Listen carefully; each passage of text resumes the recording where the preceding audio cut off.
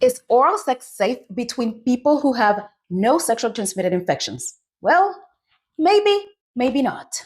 This question was posted on the comment section of another video, and I wanted to answer it for the whole community to learn. I promised I wanted to make this video short, but probably I will not be able to, so here it goes. The question reads, what if two guys are tested and do not have any STIs? Is it safe for them to just have oral sex? Well, the answer is more complex than what it seems, so let's unpack this. I am Dr. Tandy, the sex doctor, board certified clinical sexologist, and your most trusted source for all things human sexuality. I am on a mission to destigmatize sex and bring these sexual health conversations to the forefront with the utmost candor and without shame. We are growing this sex positive community, so I would like for you to join us by gifting us with your subscription. Together, we can send a loud and clear message about celebrating our sexuality while learning about sex together.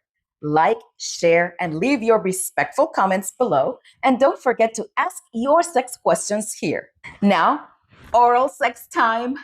Safer sex means that we take precautions to have sexual contact with sexual partners, like using protective barriers to engage in vaginal intercourse, anal penetration, and oral sex, testing regularly if needed for sexually transmitted infections, and getting treated if something is found, sharing test results with potential sexual partners before engaging in sexual acts, asking for their STI status before having sex with new partners, disclosing positive status and current treatments with potential and current sexual partners, having ongoing conversations about sexual health, boundaries, monogamy and exclusivity, or having multiple sexual partners, and acting with the highest ethical standards so you can stay safe and keep others safe. Remember that it only takes one sexual encounter to contract an infection, and that STIs and other conditions of the genitals do not care who you are, where you're from, your level of education, or your professional status. They are opportunistic pathogens that want to survive by going from one host to the next undetected. And also remember that STIs are not punishments for bad behavior or a reflection of someone's moral character. Just like colds, flu, COVID happen to good and not so good people, STIs do as well. And don't be fast to judge. Keep yourself and others safe and just do your part to stop the spread. Regarding sexually transmitted infections, this can be in a person without them knowing. Obviously, you may think that STI testing is infallible when it comes to detection, but not necessarily. What is an incubation period? Incubation period is the time between your exposure to a sexually transmitted infection and the development of your first STI symptoms, and it is dependent on the type of infection. According to the National Institute of Health, here are the incubation periods of the 5 most common sexually transmitted infections. I am not including here all the sexually transmitted infections because it's just a lot of them for one video, but I am going to include a link below so you can see the incubation periods for each of these conditions. The incubation period for chlamydia is between 7 and 21 days. For gonorrhea, it is between 1 and 14 days.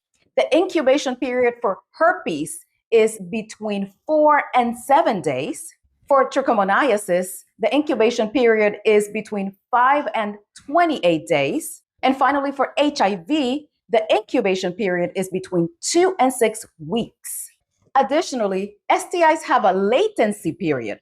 A latency period is the time between your exposure to the pathogen or to the infectious agent and when you can pass that infection on to other people. And third, there is a window period, which is when a test can detect an infection. In simple words, a window period is the time between your exposure to an STI and when your STI will actually show up on a test.